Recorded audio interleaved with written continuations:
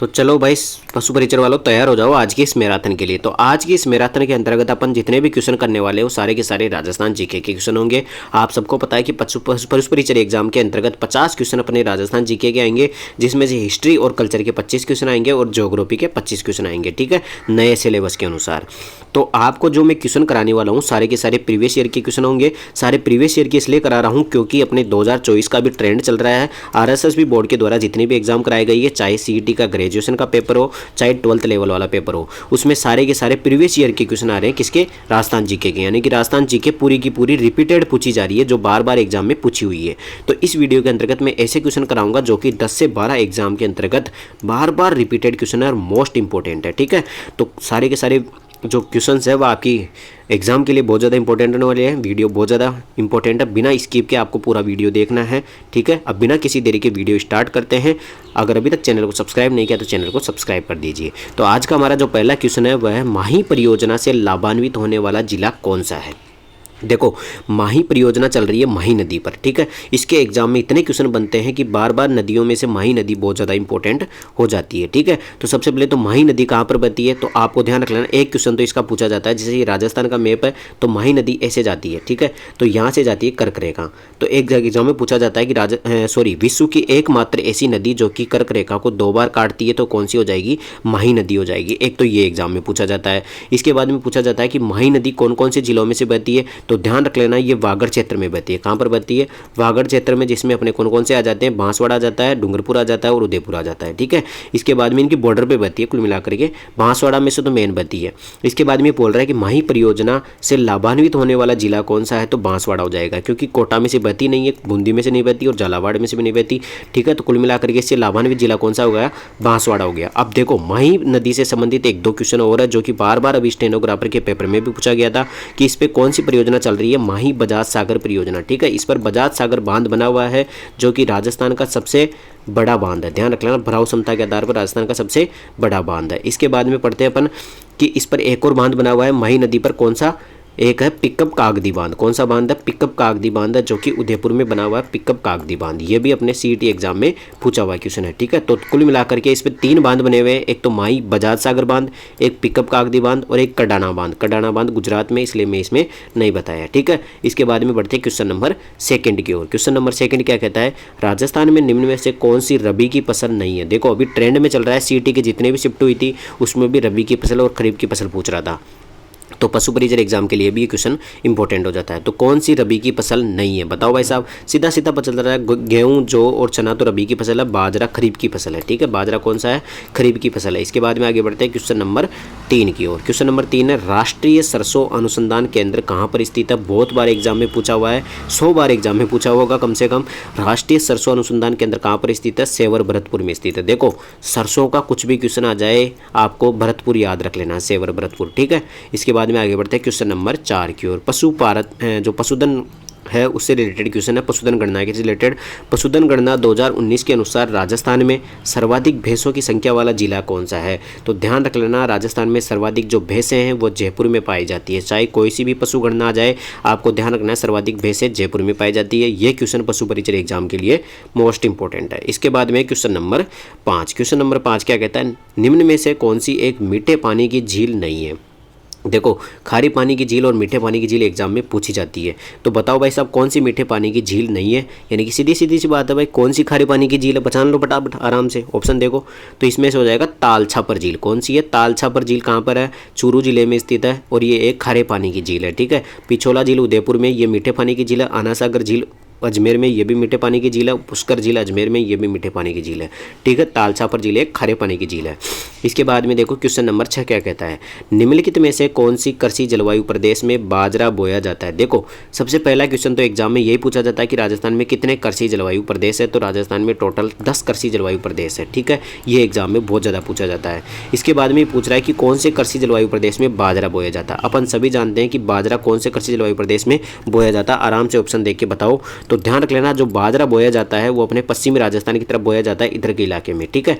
तो कुल मिलाकर के जो पश्चिमी राजस्थान में कौन सा कृषि जलवायु प्रदेश है, आराम से ऑप्शन में से देख लो। तो इसमें आ जाएगा कौन सा, अर्ध शुष्क पूर्वी मैदान में, ठीक है। अर्ध शुष्क पूर्वी मैदान में कौन सा बोया जाता है, ये अपना बाजरा बोया जाता है। ठीक है, आप सबको पता होगा कि बाजरे का जो सर्वाधिक उत्पादन वो कहाँ पर है, उत्पादन या उत्पादकता कहाँ पर है, तो अलवर जिले में। कौन से जिले में, अलवर जिले में बाजरे की सर्वाधिक उत्पादन या उत्पादकता है। ठीक है, तो अलवर जिला कौन सा हो जाएगा, पूर्वी मैदान में हो जाएगा और अर्ध शुष्क में आ जाएगा। ठीक है, तो अर्ध शुष्क पूर्वी मैदान में कौन सा पाया जाता है, बाजरे का कृषि जलवायु प्रदेश पाया जाता है। इसके बाद में आगे बढ़ते हैं क्वेश्चन नंबर 7 की ओर। राजस्थान में सबसे छोटा कृषि जलवायु प्रदेश कौन सा है। देखो राजस्थान में टोटल 10 कृषि जलवायु प्रदेश है, उसमें से सबसे बड़ा तो है फर्स्ट सी। कौन सा है, फर्स्ट सी। और सबसे छोटा कृषि जलवायु प्रदेश कौन सा है, तो ध्यान रख लेना सबसे छोटा कृषि जलवायु प्रदेश कौन सा है, आदर दक्षिणी मैदान। जो कि कौन से जिले आते हैं इसमें, आदर दक्षिणी मैदान में, इसमें ध्यान रख लेना बांसवाड़ा और डूंगरपुर। ये कृषि जलवायु प्रदेश सबसे छोटा है राजस्थान का। ठीक है, सबसे छोटा कृषि जलवायु प्रदेश कौन सा हो जाएगा, आदर दक्षिणी मैदान हो जाएगा। ठीक है, इसके बाद में बढ़ते हैं क्वेश्चन नंबर 8 की ओर। क्वेश्चन नंबर 8 क्या कहता है, क्वेश्चन नंबर 8 है, निम्नलिखित नदियों में से कौन सी अंतः प्रवाह नदी नहीं है। बताओ भाई साहब कौन सी ऐसी नदी है जो कि अंतः प्रवाह नदी नहीं है। ये भी एग्जाम में बार बार पूछा जाता है, बताओ कौन सी नदी अंतः प्रवाह नदी नहीं है। तो ध्यान रख लेना खंडेल नदी, मेंढा नदी और लिंक नदी, ये तीनों अपने अंतः प्रवाह की नदियाँ हैं। लेकिन वाक्कल नदी एक अंतः प्रवाह की नदी नहीं है। ध्यान रख लेना वाक्कल नदी एक अंतः प्रवाह की नदी नहीं है। ये किधर जाती है, अरब सागर में जाकर के गिरती है। अब बढ़ते हैं क्वेश्चन नंबर 9 की ओर। देखो अभी तक चैनल को अगर आपने सब्सक्राइब नहीं किया तो चैनल को सब्सक्राइब कर दीजिए। रोजाना इस चैनल पर एक मैराथन मिलती है आपको पशु परिचय एग्जाम में। एक पशु परिचय एग्जाम में 50 क्वेश्चन राजस्थान जीके के आएंगे, एक भी क्वेश्चन अपने मैराथन से बाहर नहीं जाएगा, ये मैं गारंटी दे रहा हूँ। ठीक है, इसके बाद में बढ़ते हैं क्वेश्चन नंबर 9 की ओर। राजस्थान में सबसे बड़ा कृषि जलवायु प्रदेश कौन सा है। मैंने अभी बताया कि राजस्थान में सबसे बड़ा कृषि जलवायु प्रदेश है फर्स्ट सी। कौन सा है, फर्स्ट सी, जो कि ये रहा।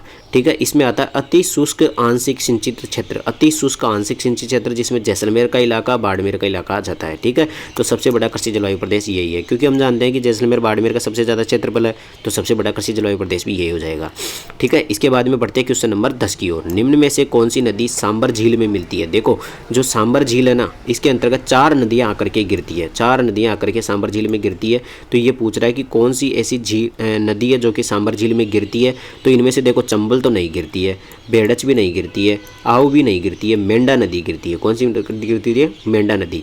देखो 4 नदियाँ हैं, कौन कौन सी, एक तो मेंढा है, एक रूपनगढ़ है। ठीक है, एक तो मेंढा है, एक रूपनगढ़ है, एक खारी है। ठीक है, और एक खंडेला है। ठीक है, 4 नदियाँ ऐसी है जो कि किसके अंदर आ गिरती है, सांबर झील के अंतर्गत आकर गिरती है। इसके बाद में आगे बढ़ते हैं क्वेश्चन नंबर 11 की ओर। क्वेश्चन नंबर 11 क्या कहता है, निम्न में से कौन सी नदी जयपुर जिले में होकर प्रवाहित होती है। कौन सी ऐसी नदी है जो कि जयपुर जिले में से प्रवाहित होती है। ऑप्शन से आराम से ऑप्शन काट सकते हो। देखो काली सिंध नदी झालावाड़ में, ये तो आ ही नहीं सकती।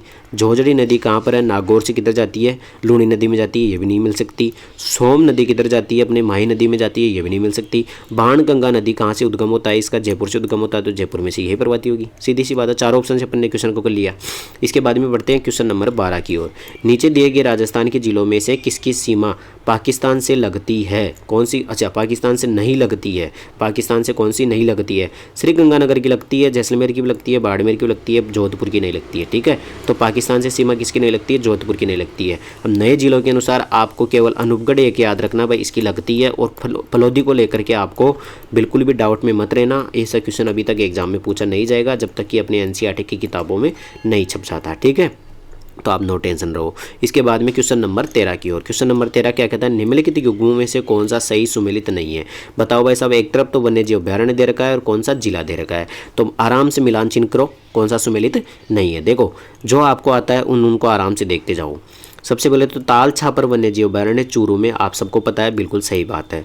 सज्जनगढ़ वन्यजीव अभ्यारण्य उदयपुर में, बिल्कुल सही बात है। रामसागर वन्यजीव अभ्यारण्य कहाँ पर है, धौलपुर में, बिल्कुल सही बात है। शेरगढ़ वन्यजीव अभ्यारण्य कहाँ पर है, 12 जिले में, सिरोही में, गलत बात हो जाएगा। ठीक है, तो शेरगढ़ वन्यजीव अभ्यारण्य कहाँ पर हो जाएगा, 12 में हो जाएगा। ठीक है, तो सिरोही यहाँ पर गलत हो जाएगा। आप देखो इसमें से क्वेश्चन में से एक इंपॉर्टेंट बात बताता हूँ, जो रामसागर है ना, रामसागर और वन विहार और केसर बाग, इन 3 नाम याद रख लेना।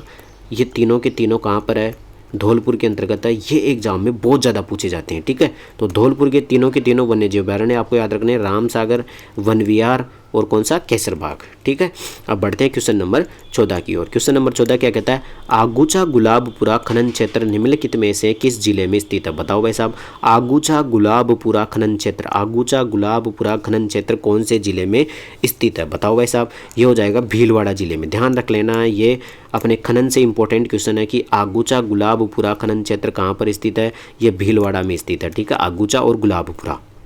इसके बाद में बढ़ते हैं क्वेश्चन नंबर 15 की ओर। क्वेश्चन नंबर 15 क्या कहता है, राजस्थान का निम्नलिखित में से कौन सा जिला अभ्रक के उत्पादन के लिए प्रसिद्ध है। आपको सबको पता होगा कि अभ्रक की नगरी किसको कहा जाता है, अभ्रक की नगरी कहा जाता है भीलवाड़ा को। तो अभ्रक का जो सर्वाधिक उत्पादन होता है वो भी कहाँ पर होता है, भीलवाड़ा में होता है। और जो भी अपन ने पढ़ के आए थे ना, आगूचा और गुलाबपुरा, ये सब में अभ्रक के खनन क्षेत्र है। ये कहाँ के, अभ्रक के खनन क्षेत्र भीलवाड़ा में।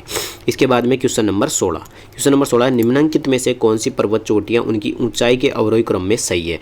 यानी कि अपने को अवरोही क्रम में जमाना है किसको, चोटियों को। ठीक है, अरावली पर्वतमाला की जो चोटियाँ ना उनको हाइट के अनुसार अवरोही क्रम में जमाना है। ठीक है, अब बढ़ते हैं ऑप्शनों की ओर। अभी तक आपने चैनल को सब्सक्राइब नहीं किया तो चैनल को सब्सक्राइब कर दीजिए। बहुत इंपॉर्टेंट क्वेश्चन है, सारे के सारे बार बार एग्जाम में रिपीट होते हैं। अब देखो, इतनी सारी चोटियाँ दे रखी, आपको क्या करना है, इनको अवरोही क्रम में जमाना। अवरोही का मतलब हो गया कि छोटे से बड़े की ओर। अब आप ऑप्शनों में से हम सबको पता है कि टॉप 3 तो आपको सबको पता है, गुरु शिखर है, दूसरे पे शेर है, तीसरे पे जरगा है। ठीक है, अब इनमें से देखो गुरु शिखर तो दो ही नहीं रखा, तो सबसे बड़ी तो हो जाएगी शेर। अब इसमें से शेर कहाँ पर दे रखी, ये रे देखो, सीधा सीधा क्वेश्चन हो गया, एक ही ऑप्शन से हो गया।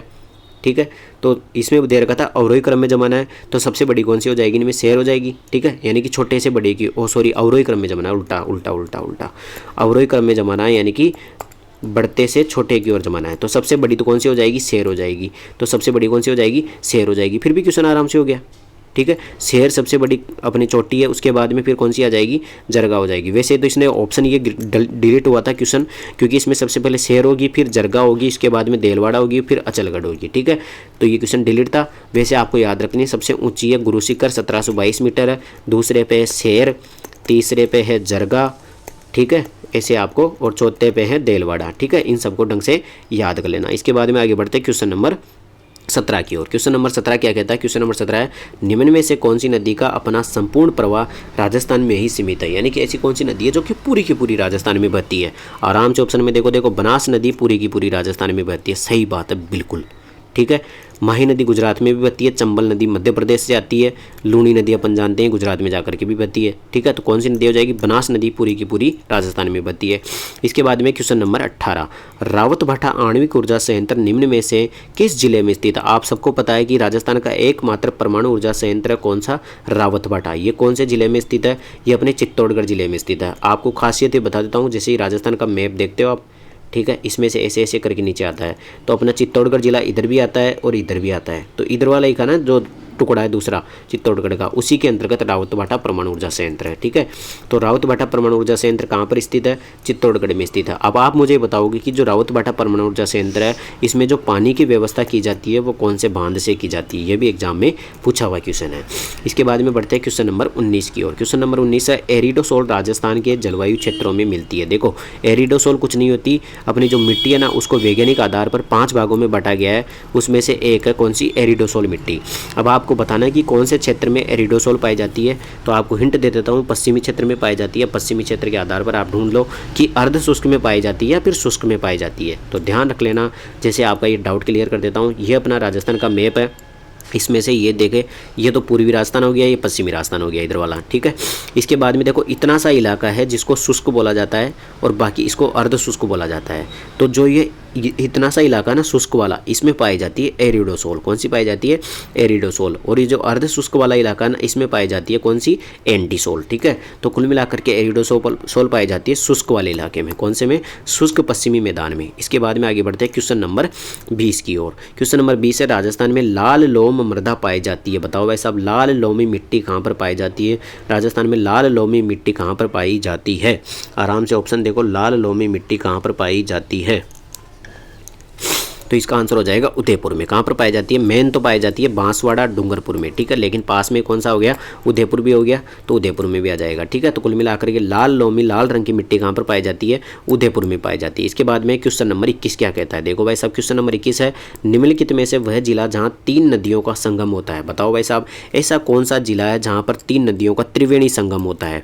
तो हम सभी जानते हैं कि त्रिवेणी संगम कहाँ पर होता है? नवा, टापरा, सावला, डूंगरपुर। सभी जानते हैं नवा, टापरा, सावला, डूंगरपुर, ठीक है। डूंगरपुर में क्या होता है कि जैसे ये माही नदी भरी है, ऐसे करके अपन जानते हैं माही नदी ऐसे जाती है, यहाँ पर डूंगरपुर है। इसमें क्या होता है कि माही नदी भी आकर मिलती है, इसमें सोम नदी भी आकर मिलती है और जाखम नदी भी आकर मिलती है, ऐसे करके, ठीक है। तो ये तो हो गई माही नदी, माही, इधर से आती है जाखम और इधर से आती है सोम, और ये स्थान है कहाँ पर? बेणेश्वर धाम। बेणेश्वर धाम हो जाएगा जहाँ पर त्रिवेणी संगम होता है। ये कहाँ पर? नवा, टापरा, सावला, डूंगरपुर में है। तो कुल मिलाकर के त्रिवेणी संगम कहाँ पर होता है? ये डूंगरपुर में होता है। तो कुल मिलाकर के इस वीडियो के अंतर्गत अपन ने टोटल 21 MCQ क्वेश्चन किए हैं। इसके साथ में मैंने 2-2 क्वेश्चन एक्स्ट्रा बताए, तो कुल मिलाकर के 50 क्वेश्चन आपके MCQ क्वेश्चन इस वीडियो से तैयार हो गए हैं, ठीक है। तो आपको क्या करना है? चैनल को सब्सक्राइब कर देना, सबसे पहला काम। तो अगर आपने पिछले वीडियो नहीं देखे तो पिछले वीडियो अपने चैनल पर जाओ, प्लेलिस्ट में जाकर के पशु परिचय की सारी क्लासेस देख लो, ठीक है। और आने वाली क्लासेस के लिए आपको चैनल को सब्सक्राइब कर लेना है, ठीक है, और बेल आइकन को जरूर दबा देना है जो वहाँ पर घंटी लगी होगी, ताकि जैसे नया वीडियो आएगा नोटिफिकेशन तुरंत आपके पास पहुँच जाएगा, जिससे आप तैयार रहना, ठीक है। तो इस वीडियो के अंतर्गत इतना ही, धन्यवाद।